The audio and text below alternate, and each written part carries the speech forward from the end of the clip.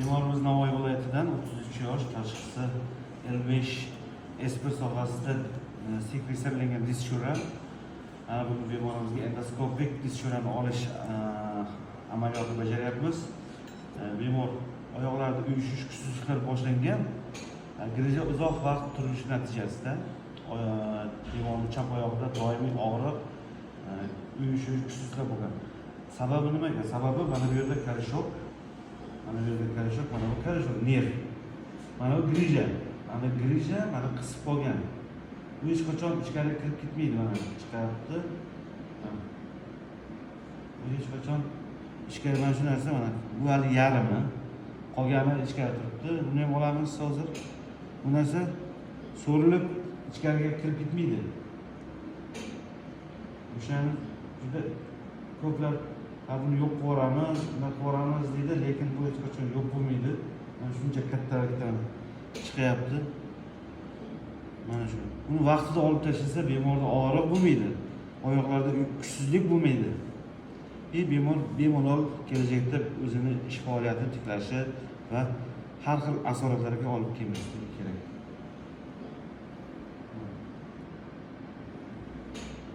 Bu hammasi mana shu ekranda ko'rib, nazorat ostida bo'ladi. U nima deydi? Odamni qo'rqitadi, bunaqa bo'lib qoladi, bunaqa bo'lib qoladi. Yo'q, mana hozir grijani oldik. Bu sohasidan endi diskni ichini kuzatamiz. Qani tekshirib chiqamiz. Qani bormi, yo'qmi? Qolgan.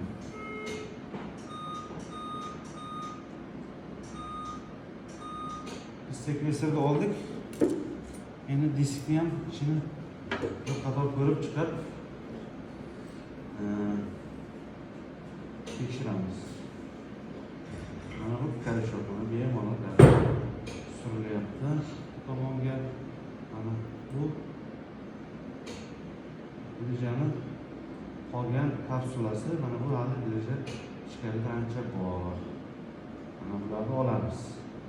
Hozirlab olish kerak bular.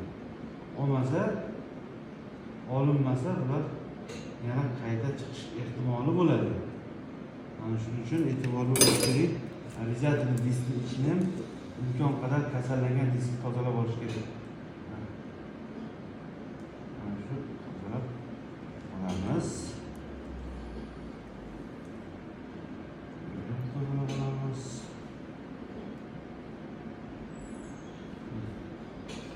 Nerv bemalol turibdi. Nerv joyida turibdi. Odamni qo'rqitadi, bunaqa deb bunaqa emas. Bunda hammasi kontrol, nazoratda yuqori texnologik amaliyot hisoblanadi. Kesmasdan bemalol olib tashlansa bo'ladi. Tomirlari ham joy-joyida turibdi. Bunda koagulyatsiya qilishni hojati yo'q. Ortiqcha tomirlarni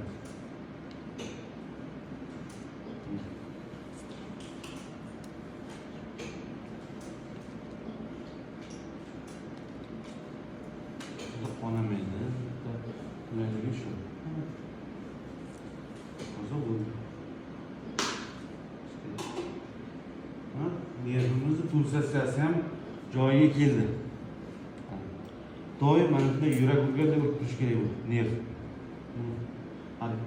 Grija qisib turgan vaqtida u harakatlana olmasdi. O'sha uchun bemorning oyog'ida kuchli og'riq bo'lgan. Yura olmasdi ham. Qayta amaliyot qilishga ham bemorni nima qildik? 2 marta urildi, yota olmadi. Oyog'ida kuchli og'riq bo'lgan uchun. Mana bu nervni bosib qolgani uchun, mana shu nerv bosib qolsa, oyoqqa chiqib ketadigan nerv.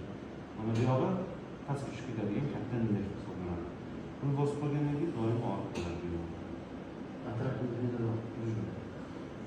Bo'ldi. E'tiborlaringiz uchun rahmat.